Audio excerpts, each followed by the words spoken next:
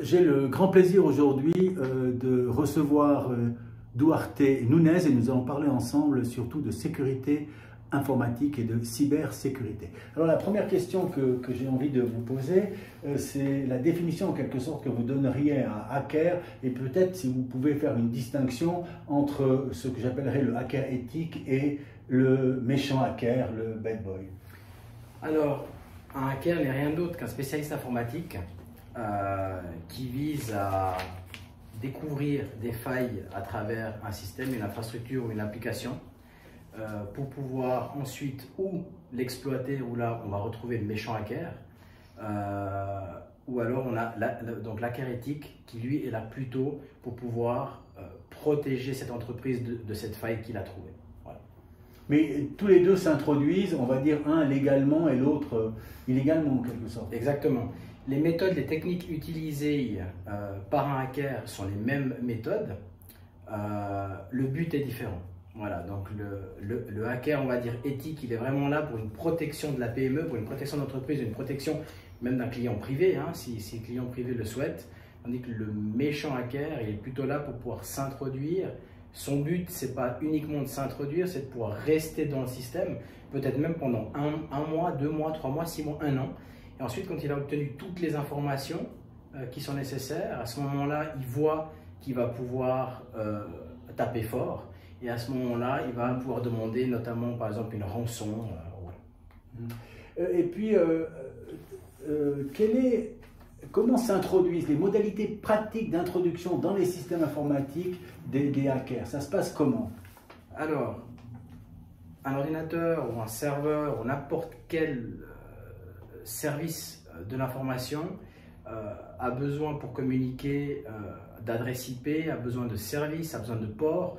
Il faut voir ça un petit peu comme par exemple des portes et des fenêtres qu'on ouvre pour pouvoir avoir une communication pour tel et tel service. Et puis ces services-là, malheureusement, ne sont souvent pas maintenus à jour. Donc ce qui se passe, l'informaticien va maintenir, on va dire, le système informatique pour qu'il fonctionne dans sa globalité envers son client. Mais il faut savoir que la cybersécurité est devenue vraiment un métier qui est à part. Et donc par le biais de ces portes-là, qu'on oublie de les fermer, ou ces portes qui sont devenues obsolètes parce qu'il y a des versions qui changent au fur et à mesure, il y a des failles. Et le hacker donc non éthique va pouvoir s'introduire à travers ces failles-là et va pouvoir obtenir ensuite un accès à l'intérieur du système du client. Et le but ultime, c'est de pouvoir ensuite gagner en privilège pour pouvoir avoir un accès administrateur de l'infrastructure, pour pouvoir ensuite manager l'intégralité du parc donc du client. Et donc le hacker éthique, lui, va obtenir l'autorisation de l'employeur pour en quelque sorte faire la même chose et ensuite lui expliquer que ces tentatives ont été trop faciles ou que telle ou telle protection doit être donnée. Est-ce que c'est un peu ça l'idée? Donc l'idée du gentil hacker, on va même un petit peu plus loin, c'est que on ne va pas directement aller vers notre client en lui disant on va faire ce qu'on appelle en anglais du pen test, du test de pénétration. D'abord, donc en amont, on fait des audits de sécurité. Donc on va déjà auditer les processus de l'entreprise, auditer la façon de faire et qu'est-ce qui est déjà en place aujourd'hui. Cet audit va nous permettre de voir avec des frameworks de sécurité si l'entreprise elle est déjà en phase avec ces frameworks qui existent. Et ensuite, par rapport à ça, on va voir les faiblesses qu'a l'entreprise. Et ensuite, on va pouvoir faire des tests de pénétration à l'intérieur des sociétés. Et tout cela est fait sous contrat. Donc, le client accepte donc un périmètre, accepte un jour et une heure, donc une plage horaire. Et nous intervenons uniquement dans ces plages horaires et dans un périmètre qui est connu par le client. Voilà. Et donc ça, c'est une des activités de la société qui est la vôtre, SecureMind, oui. Pour nos auditeurs si jamais ils en ont besoin. Quel conseil vous donneriez des mesures de précaution élémentaires à monsieur tout le monde par rapport à ces tâches informatiques quotidiennes, on va dire, vraiment le particulier? Les mesures élémentaires aujourd'hui, il y a une petite liste. Aujourd'hui, ce qu'il faut vraiment comprendre, c'est que le risque zéro n'existe pas, n'existera jamais. Par contre, on peut le mitiger, ce risque. Et pour nous, ce qui est très important, c'est que l'utilisateur il soit sensibilisé. Et cette sensibilisation, elle consiste justement à bloquer un certain nombre de tentatives d'attaque qui sont très connues et qui fonctionnent encore aujourd'hui. Notamment par exemple des mails de phishing. Donc en fait, les erreurs de base que commettent les particuliers, ça c'est quoi alors? Voilà, donc les erreurs de base, ça peut être par exemple un email frauduleux. On reçoit un mail, l'adresse mail par exemple ressemble à une lettre près au nom de domaine de la personne donc destinataire, et puis on va cliquer sur un lien, tout simplement ça peut être un lien, ça peut être une pièce jointe qui est malveillante. À partir de ce moment-là, du moment qu'on a cliqué, il y a une exécution intentionnelle, elles sont souvent bypassées par les systèmes antivirus traditionnels, parce qu'il y a une action qui est intentionnelle, et souvent il y a encore certains systèmes antivirus qui proposent de dire, voilà, il y a quelque chose de spécial, est-ce qu'on autorise ou pas? Et tout le monde a l'habitude de se dire, ah oui, moi je veux ouvrir, donc je vais cliquer sur autoriser, et on y va, parce que moi je veux ouvrir, puis je veux y aller, puis on est tous à la course. Et voilà, donc ça peut être une énorme faille. Il y a un autre exemple, par exemple, à l'exception de ces mails frauduleux, quel exemple vous vient en tête pour le simple particulier? Alors, un autre exemple, c'est le mot de passe. Typiquement, aujourd'hui, les gens ont beaucoup de peine à changer de mot de passe pour tous les comptes qu'ils utilisent. Ils vont utiliser le même mot de passe pour leur compte Nespresso, pour le compte de commande des courses à la Migros, que pour peut-être un compte qui est beaucoup plus important avec des données qui sont donc confidentielles. Et aujourd'hui, ce qu'on préconise aux gens, c'est ce qu'on appelle avoir une forte entropie de mots de passe. Vaut mieux avoir un mot de passe plus long, même par exemple une phrase. On pourrait inventer une phrase, je me couche et je me lève à telle heure. Ça pourrait être même plus puissant à déchiffrer une phrase comme celle-là qu'un simple mot de passe de 6 ou 7 caractères, même s'il y a des caractères spéciaux, parce que souvent les gens utilisent des lettres par exemple, je donne un exemple. Des dates de naissance, voilà, ou bien voilà, des dates de naissance, ou par exemple, ou un prénom. Voilà, on va écrire password, on va l'écrire P-at, parce que ça ressemble au A. Et les S, on va mettre des $.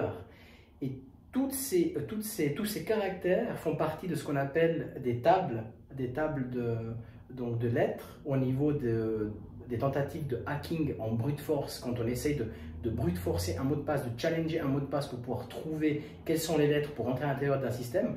Et ces Rainbow Tables, elles contiennent déjà toutes ces spécificités des S en $. Donc, à la limite, c'est mieux d'avoir le début d'un sonnet, d'un poème ou d'un livre que des mots de passe ordinaires. Exactement. On pourrait avoir une phrase où on se souvient très bien, avec peut-être, alors quand même une majuscule, une minuscule, une lettre et un caractère spécial, mais en ayant une longue phrase.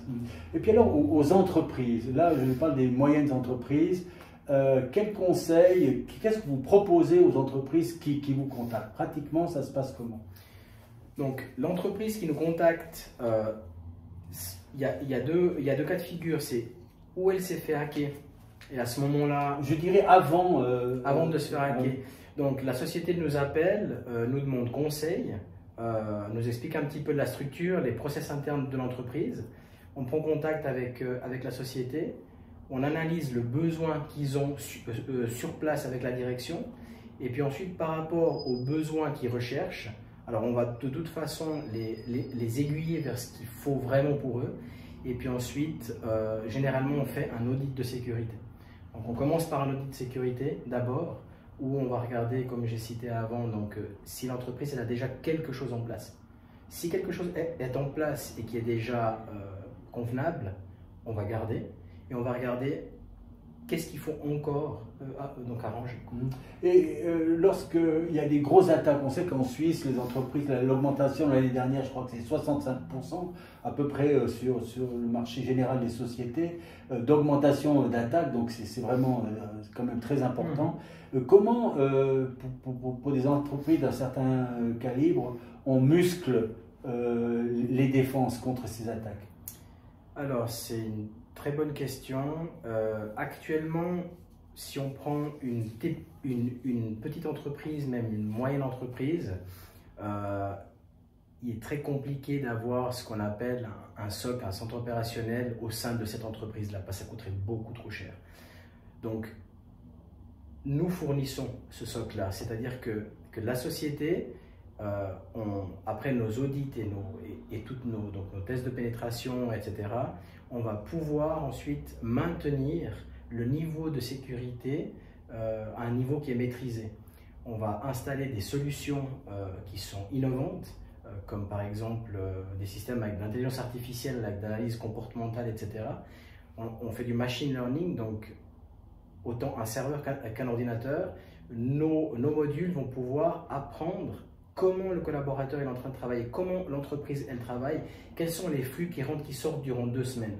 Et ensuite, par rapport à ça, on va apprendre vraiment comment cette société travaille et on va pouvoir créer des règles de sécurité très précises par rapport à ça.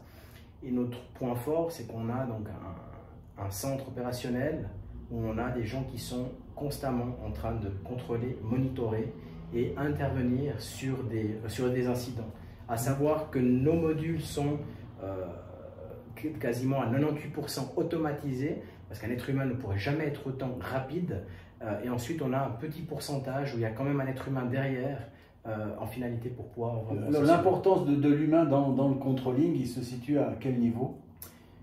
Le contrôle humain dans le controlling, il se situe un petit peu à toutes les phases, parce que lorsqu'il y a, on va dire, là on parle par exemple de ce qu'on appelle de threat hunting, ça veut dire qu'on a des analyses qui se font très précises sur des attaques sophistiquées, et ce qui va se passer, c'est que tout au long de l'attaque, on a des systèmes un petit peu comme des caméras de vidéosurveillance qui vont suivre cette attaque, et ils vont suivre tout le mouvement de l'attaque, et du moment que l'attaque, que ça a commencé, qu'il y a une suspicion d'attaque, on appelle ça un indicateur d'attaque.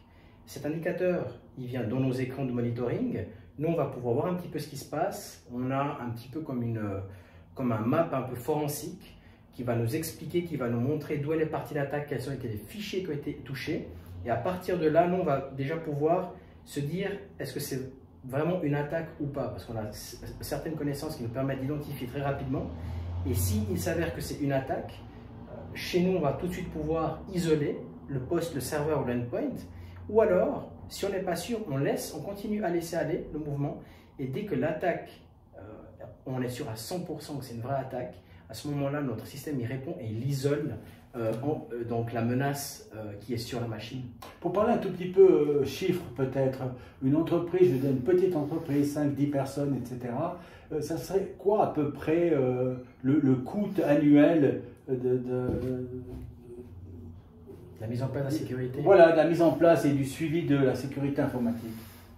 Tout va dépendre des endpoints. Quand on parle d'endpoint, ça peut être un ordinateur, ça peut être un téléphone, une tablette, un serveur. Voilà, toute on va dire périphérique qui est une carte réseau, pour nous, est vulnérable. Donc il va falloir le protéger parce qu'il a un langage de communication, il a des ports, il a des portes ouvertes, fermées, etc. qu'on doit gérer. Donc nous, pour pouvoir chiffrer ça, on doit savoir combien d'endpoints au niveau ordinateur, serveur, etc. il y a dans l'entreprise. Et ensuite, on a des prix fixes. On a des bundles qui nous permettent de vraiment pouvoir gérer la sécurité à 360 degrés. On est totalement transparent vers nos clients, ils reçoivent nos rapports, etc. Dès qu'il y a une modification. On peut avoir une sorte de chiffre annuel Oui, on pourrait avoir, par exemple, je ne sais pas, pour une entreprise à 5 ordinateurs et un serveur, en disant que chacun de ses collaborateurs aurait une liaison avec un iPhone, par exemple.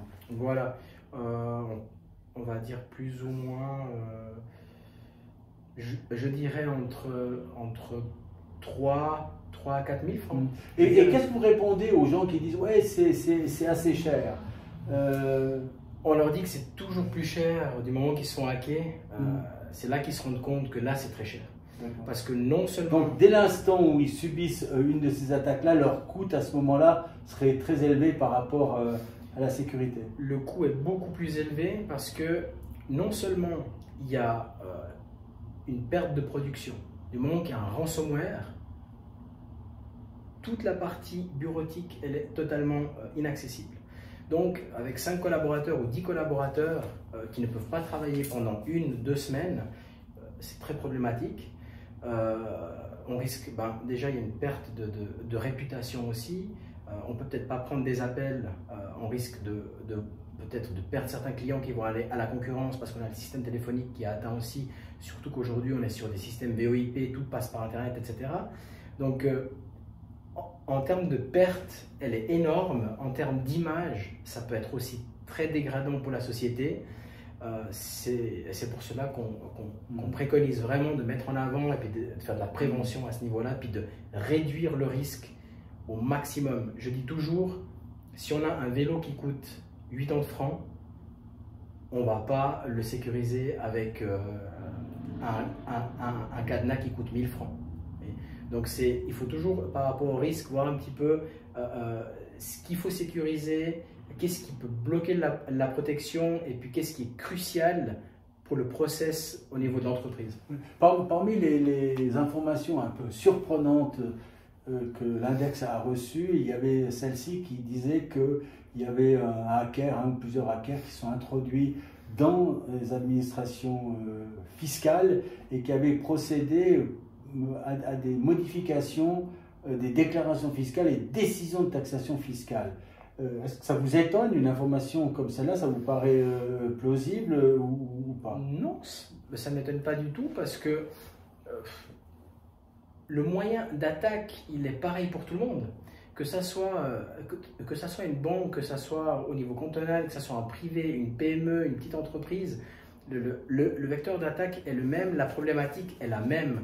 Ce qui va jouer, ça va être l'enjeu et puis la motivation de vouloir plutôt attaquer une entité comme celle-là ou attaquer un privé à la maison qui a vraisemblablement rien sur son ordinateur. Donc ça va plutôt être une motivation peut-être aussi d'extraction de données ou quelque chose qui est beaucoup plus intéressant. Parce que la réaction du simple citoyen face à une modification ça aurait pu être sa propre déclaration fiscale, c'est de se dire mais comment ça se fait qu'à ce niveau de gouvernance, en quelque sorte, il n'y ait pas des mesures de protection. On a parlé également d'intrusion dans des entreprises d'électricité, etc.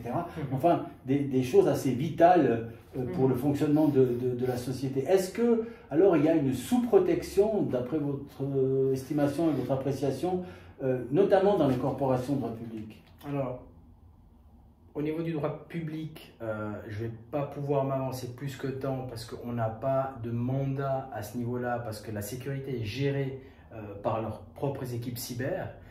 Mais est-ce que ça ne serait pas bien que ce soit des corporations externes qui fassent des vérifications pour les corporations publiques? Alors, ou bien ça doit être la même entité en quelque sorte de fonctionnement, d'exploitation, qui se corrige elle-même et qui prévoit elle-même des moyens de cybersécurité. Alors, ce qui est très intéressant dans ce que vous dites, c'est normalement, quand il y a un audit et de sécurité globale qui vise vraiment à renforcer la résilience d'une structure, généralement, on demande toujours un deuxième avis d'une deuxième entreprise de sécurité. En tout cas, on devrait imaginer qu'un hacker éthique, on ne prend pas en considération les autres, mais qu'un hacker éthique qui pourrait être mandaté par des corporations de droit public pour savoir si les moyens de protection à l'intérieur de ces organisations sont suffisants. Et à ce moment-là, j'imagine, je dirais que ça pourrait être un modèle d'affaires intéressant que de proposer ces services à des institutions plus larges que des PME. Est-ce que je me trompe là ou bien pas? C'est quelque chose qui pourrait être faisable, toujours sous contrat, bien sûr. Maintenant, comme je dis souvent dans ces institutions, c'est assez fermé. Ils ont un pôle cyber et à ma connaissance, il me semble ils ont peut-être eu demandé peut-être une évaluation par une entreprise tierce. Moi, je trouve que c'est quand même important parce qu'aujourd'hui, nous ne pouvons pas auditer une entreprise et ensuite lui dire que les failles ont été corrigées. C'est comme si je vous mets une porte et ensuite je vous dis la porte elle est bien installée et puis elle se ferme correctement. C'est moi-même qui vous l'ai installée, donc je vais pas me dénigrer, je vais pas dénigrer le travail qui a été fait. Donc à ce moment-là, oui, je trouve que ça serait quand même intéressant de pouvoir avoir un avis, un deuxième avis. Et pour aller dans un tout autre sens, et je me situe là ces hackers qui sont des criminels. Je parle de la... Est-ce que c'est rentable? Est-ce que c'est un modèle d'affaires rentable pour ces gens-là d'agir dans ce sens-là? Ah oui, c'est un modèle qui est très rentable. Si ce n'était pas rentable, je pense qu'ils auraient déjà arrêté depuis très longtemps.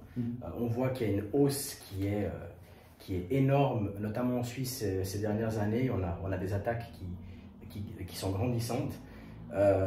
Imaginez-vous, aujourd'hui, on vous demande 5 francs, même 10 francs. Vous recevez un mail, puis vous n'avez pas bien vu, on fait un joli mail avec une jolie page, avec une attaque de phishing, et puis vous dites « Ah tiens, je dois payer ces 10 francs ». Qui ne paierait pas ces 10 francs en étant un petit peu stressé, etc., avec la vie de tous les jours et tout, vous recevez un rappel, 2 rappels, 3 rappels, bon, je paye ces 10 francs, je peux en entendre parler. Imaginez si on touche 4, 5, 6, 7% de la population suisse. Je pense que vous avez fait les calculs, vous n'avez plus besoin de bosser. Donc c'est comme ça qu'ils vont réfléchir. Pour eux, ce qu'ils veulent, c'est toucher, souvent ils veulent toucher la masse. Avant, ils ciblaient de grandes entités.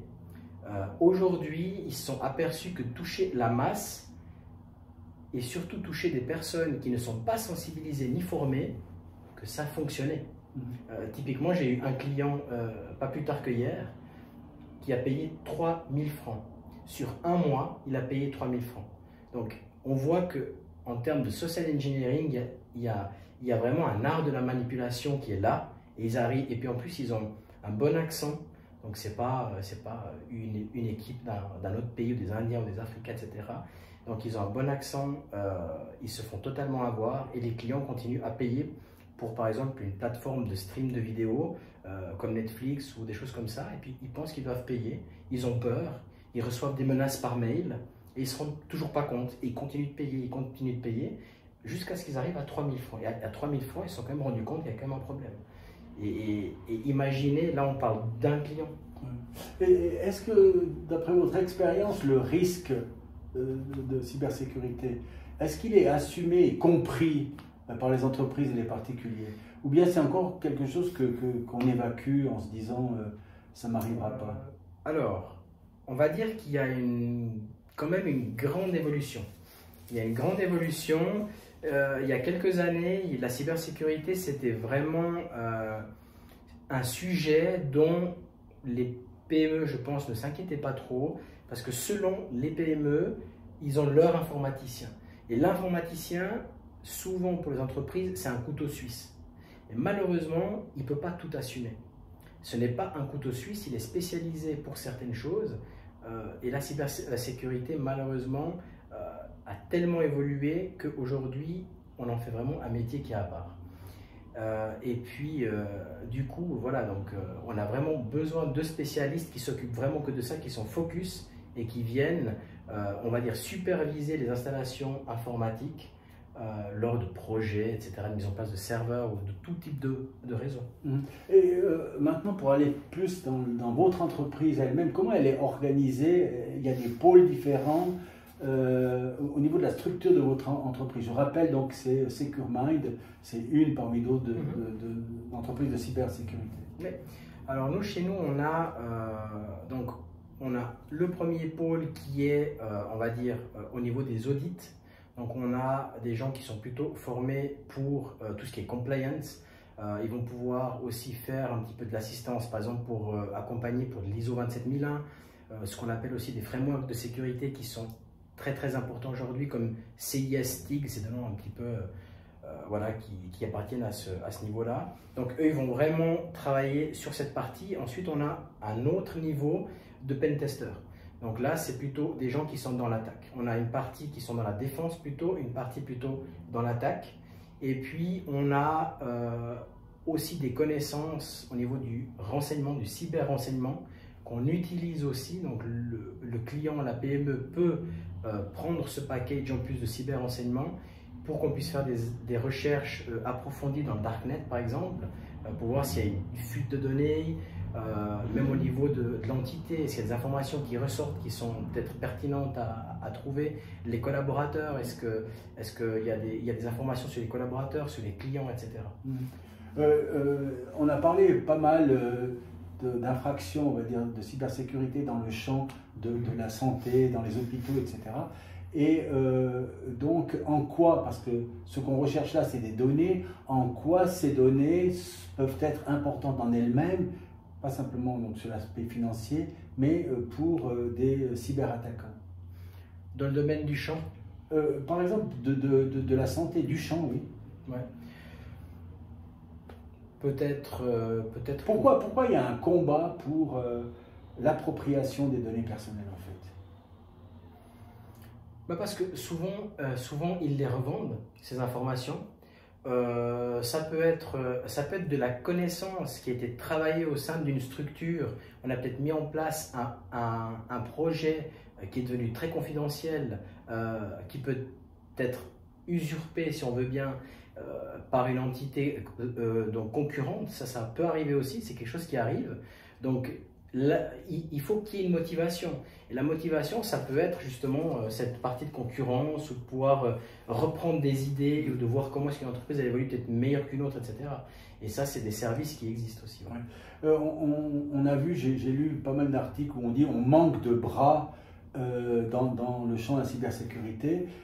D'abord, ça serait quoi aujourd'hui un jeune, disons, de 17 ans? Quel est le cursus de formation qu'il devrait suivre pour arriver dans ce champ de la sécurité informatique?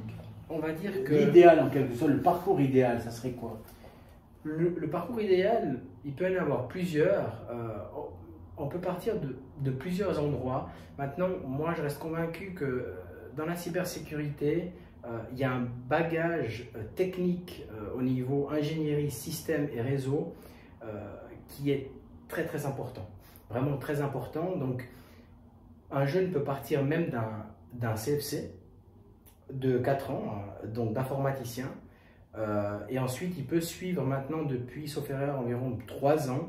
Il y a un nouveau cursus qui est sorti au niveau fédéral. On peut faire un brevet fédéral et un diplôme fédéral au niveau de la cybersécurité. Et ça n'existait pas avant. Avant, on parlait de sécurité informatique qu'on a intégré dans un cursus, par exemple, au niveau du brevet fédéral, qui est un niveau déjà cadre. On intégrait un cursus de sécurité, mais on ne parlait pas vraiment d'un cursus de A à Z sur 3 ans ou sur 2 ans, on ne fait que de la cyber. Et alors, faire que de la cyber, c'est quoi le programme de celui qui fait que de la cybersécurité, donc qui aurait passé dans les écoles informatiques, qui aurait obtenu ses diplômes informatiques? Ouais. Il apprend quoi de plus? Alors, ce qu'il va apprendre au niveau de la cybersécurité, il va apprendre à challenger les systèmes, il va apprendre à sécuriser de manière optimale un serveur, un ordinateur, etc. Parce que aujourd'hui, quand on livre, par exemple, je donne l'exemple d'un ordinateur qui est peut-être un petit peu plus simple. Quand on achète un ordinateur, il faut savoir que l'ordinateur, il a certaines petites protections, mais il n'est pas du tout verrouillé ou quoi que ce soit. Alors, c'est ce qu'on appelle du renforcement, ce qu'on appelle l'hardening, c'est le renforcement des sécurités. Donc, il va œuvrer dans ce métier-là à renforcer, à mettre en place les bonnes pratiques de sécurité pour protéger non seulement l'entreprise, mais les systèmes et les réseaux. Donc, il va vraiment être ciblé sur, il va vraiment se positionner sur une couche au-dessus de l'informatique. Et ce qui a été mis en place, son but, c'est vraiment d'analyser et de voir est-ce que c'est bien protégé. Est-ce qu'on suit les bonnes pratiques de sécurité? Est-ce qu'on peut optimiser? Est-ce qu'on peut améliorer? Mais toujours avec un regard au niveau de la cyber.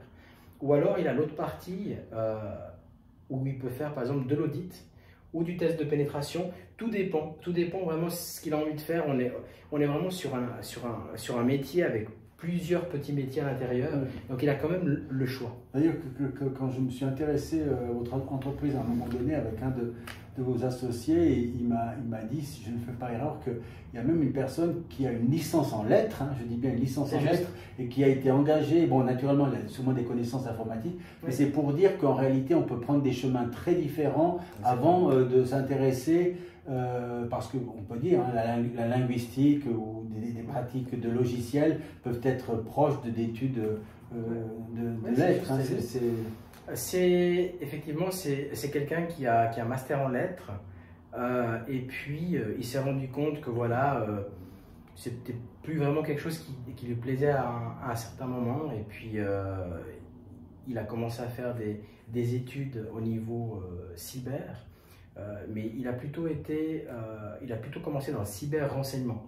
C'était plutôt quelqu'un qui a œuvré dans ce monde-là qui est quand même un petit peu différent parce qu'on est plutôt dans l'analyse, donc c'est plus un analyste. Et puis ensuite on l'a engagé, on a bien voulu le former, mais c'est comme je dis toujours, si on a l'envie de faire quelque chose, on y arrivera. Donc c'est le désir et la passion qui guident. Avant tout, c'est la passion. Avant tout, c'est des métiers où on doit être vraiment passionné pour pouvoir les faire. Voilà. Donc, et comment vous-même, vous avez dit à un moment donné, bon, j'ai des connaissances informatiques, je vais aller dans le champ de la cybersécurité. C'était quoi l'élément déclencheur qui a conduit à cette position-là? Durant mes études, j'avais suivi des modules de sécurité, donc avant ça n'existait pas vraiment un cursus que sécurité, et puis ça me plaisait énormément. Alors je trouvais qu'il y avait un côté un petit peu paranoïaque dans les bouquins parce que quelqu'un qui suit vraiment à la lettre, il est parano, donc tout devient dangereux, mais cet aspect-là m'a beaucoup plu, et puis après le fait de pouvoir trouver des failles dans les systèmes existants, c'est quelque chose qui me motivait énormément. Donc je me suis formé vraiment dans ce domaine-là où j'ai pu faire des bootcamps en pleine immersion dans des centres cyber.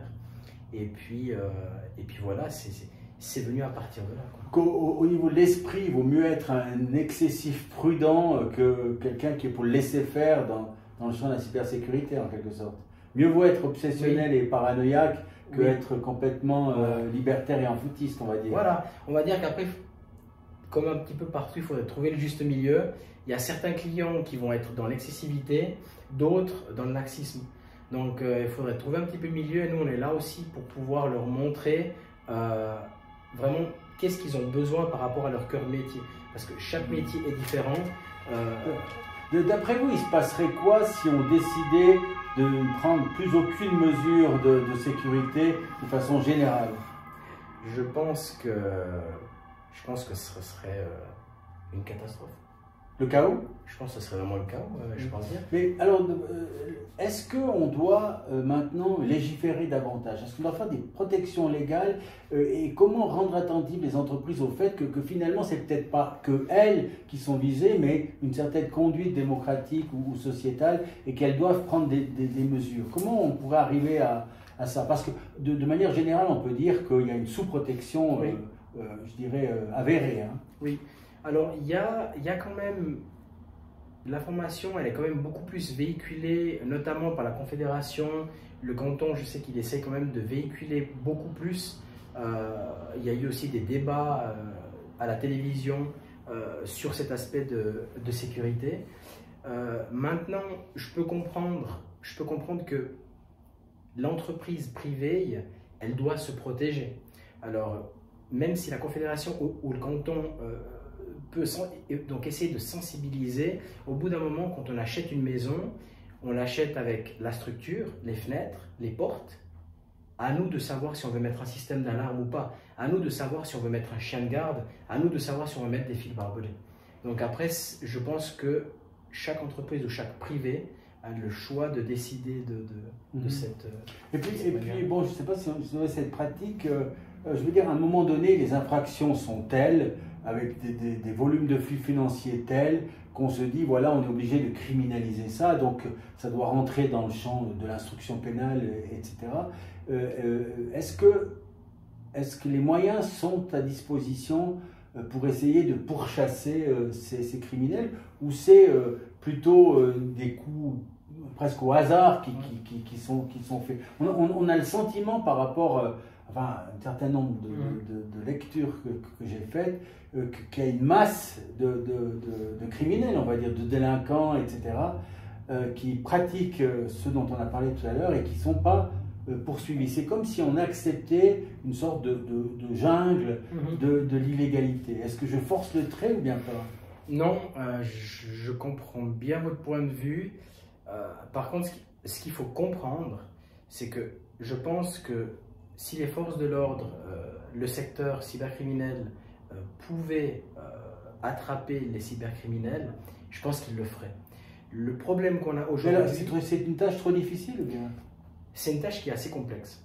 Pourquoi? Parce que il ne s'agit pas de taper à la porte de quelqu'un ou de la défoncer parce qu'on a des indications et puis dire voilà, donc maintenant vous venez avec nous parce qu'on vous a chopé. Là, on va dire que ça se passe aussi comme ça, mais c'est beaucoup plus compliqué parce qu'aujourd'hui, les attaques qui sont menées, etc., donc les cybercriminels passent par des systèmes qui sont totalement protégés. Ils sont totalement anonymes, ils passent par des serveurs, ce qu'on appelle des serveurs proxy, qui sont des serveurs relais, si on veut, pour faire un petit peu court. Et ces serveurs relais, ils peuvent passer par 20, 30, 48 ans de serveurs relais. Et aujourd'hui, aller trouver quelqu'un qui se connecte depuis un pays est devenu très compliqué. Quand on reçoit, prenons l'exemple, on reçoit un mail de quelqu'un qui nous insulte avec Gmail. On va recevoir, on ne va pas savoir qui c'est. Parce que le serveur Gmail, c'est un serveur tout public, c'est pas un nom de domaine qui est acheté, qui peut être monitoré, et puis auquel on peut savoir qui c'est l'hébergeur, et puis le contacter, ouvrir une enquête, etc. Donc vous recevez un mail, il y a une solution qui pourrait être envisagée, par exemple, pour trouver cette personne, mais qui est illégale, ça serait de lui envoyer par exemple un email en retour où il va cliquer sur un lien et à ce moment-là, je vais avoir une position peut-être précise de la personne. Mais de nouveau, là, on est un petit peu borderline en faisant ce genre de choses. Donc aujourd'hui, on vient chercher votre ordinateur parce que vous faites hacker, on va contrôler, on mène une analyse forensique, on va essayer de trouver des traces. Et les traces, elles vont souvent pas nous mener. Elles vont nous mener à nulle part, ces traces.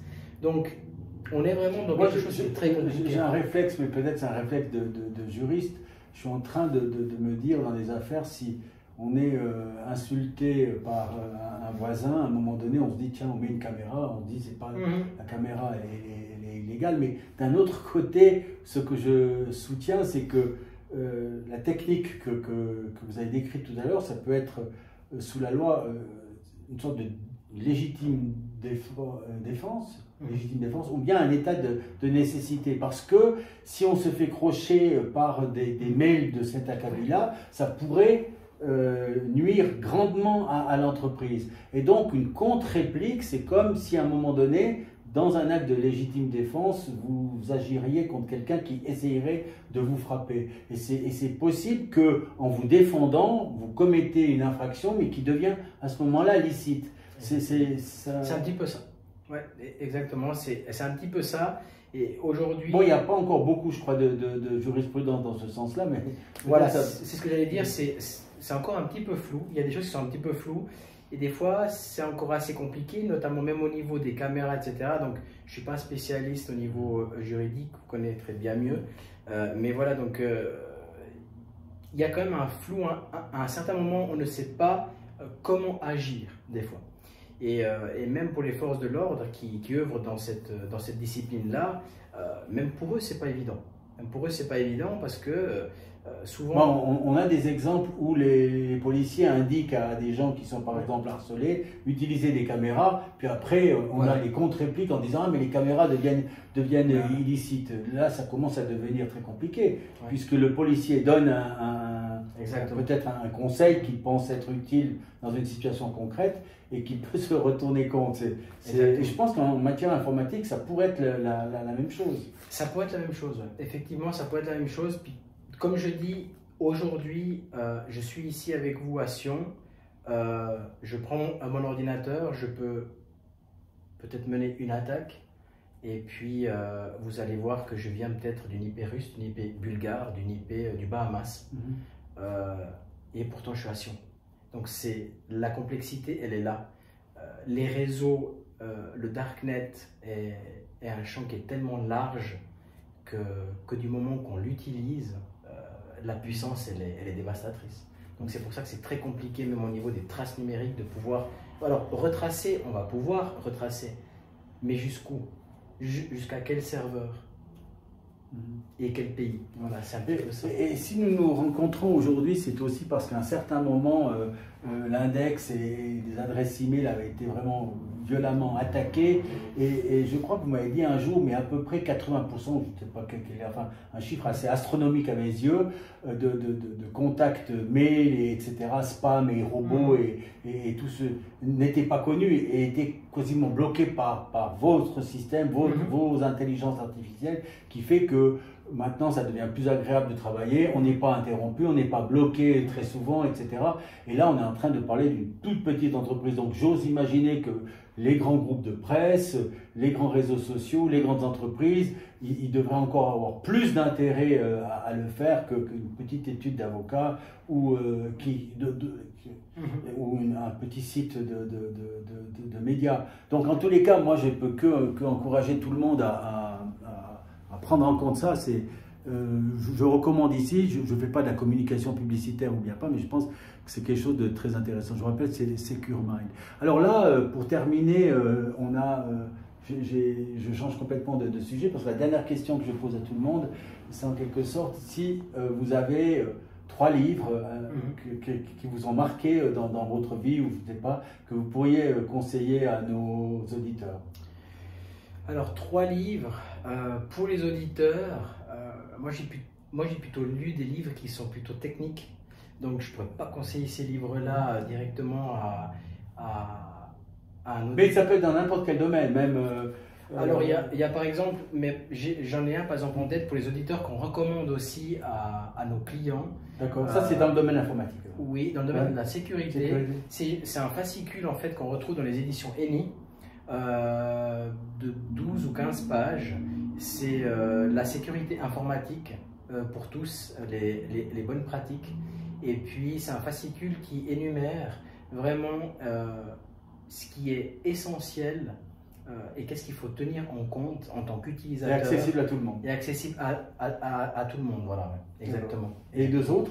Les 2 autres, j'ai le livre qui est le CISSP, qui est un livre qui englobe vraiment toute la partie de gestion de la sécurité au niveau de l'information. Donc c'est vraiment une gestion complète et on englobe vraiment la résilience d'une entité. Et puis au niveau maintenant loisir, un autre livre qui nous vient à l'esprit? Un autre livre de loisirs, moi il y en a un que j'ai lu dernièrement, c'est comment faire face à une cyberattaque. De nouveau voilà. Comment faire face à une cyberattaque. Alors je le trouvais assez intéressant, c'est vraiment le titre, maintenant je ne sais plus qui c'est qui l'a écrit, mais ce qui était intéressant c'est que c'était pas que technique, il y avait des explications qui étaient vraiment très intéressantes et puis ça je pourrais le recommander à un auditeur, facile à lire. Alors merci pour ce moment, Merci à vous. Et à bientôt. Merci beaucoup.